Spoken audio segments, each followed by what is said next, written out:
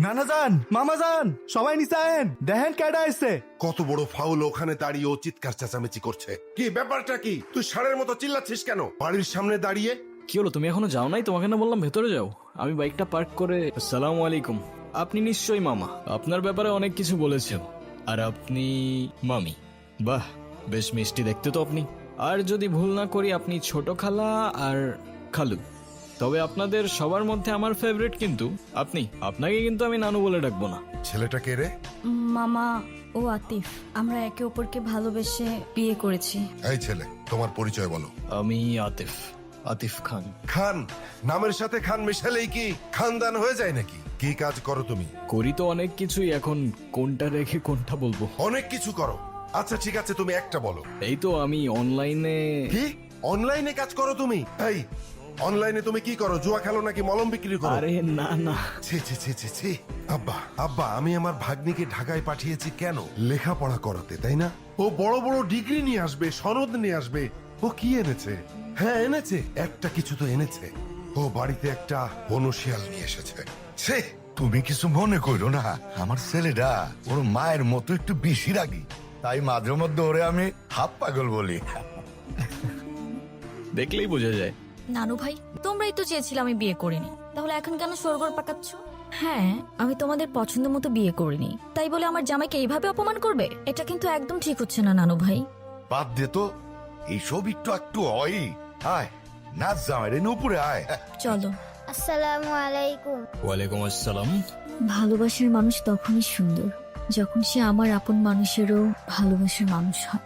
জীবনে বেঁচে থাকার জন্য খাবারের চেয়ে বেঁচে থাকার ইচ্ছেটাই বেশি দরকার।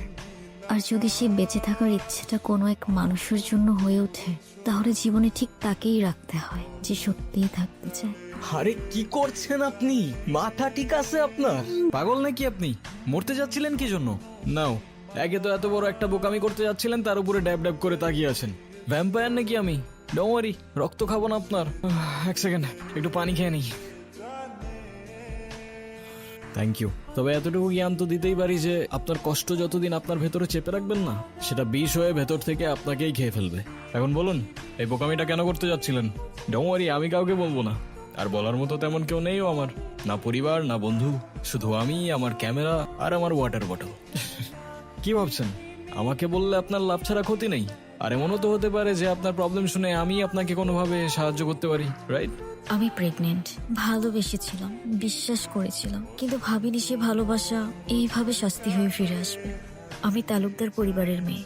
আমাদের পরিবারের সমাজের নিয়ম না মেনে কিছু করে ফেলা মানে সবার কাছে একটা লজ্জা হয়ে যাওয়া।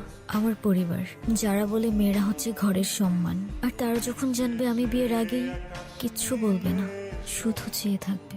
আর ওদের ওই দৃষ্টিতে আমার বুকটা চিড়ে যাবে।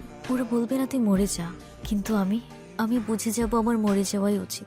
ভেবেছিলাম এখান থেকে ঝাঁপ দিলে হয়তো সব ঝামেলা এখানেই থেমে যাবে। না প্রশ্ন, না অপমান, না দোষ, কোনো কিছুরই সম্মুখীন হতে হবে না। ভিতরের চিৎকারটা এখানেই থেমে যাবে।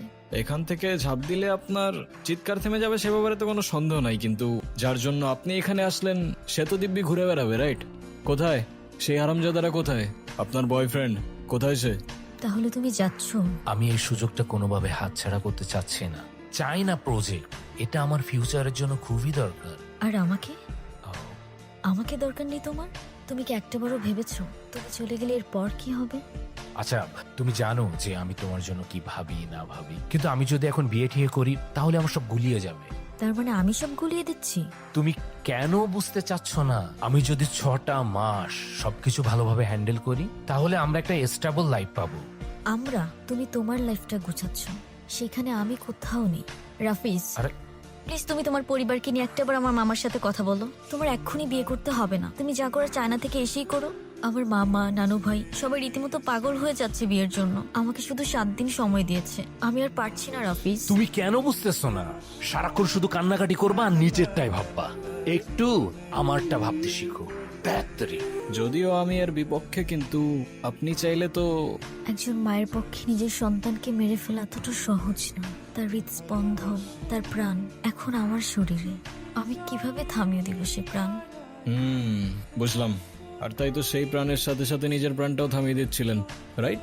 হ্যাঁ, চেয়েছিল, কারণ আমি নিজের পাপের বোঝা নিজে বইতে পারবো। কিন্তু আমার সন্তানের দিকে কেউ আঙুল তুললে আমি সহ্য করতে পারবো না। সবই বুঝলাম, কিন্তু এটা মনে রাখবেন যে আপনার ভুলের প্রায়শ্চিত্ত না সেই নিষ্পাপের জীবন দিয়ে হবে আর না আপনার জীবন দিয়ে। It is what it is.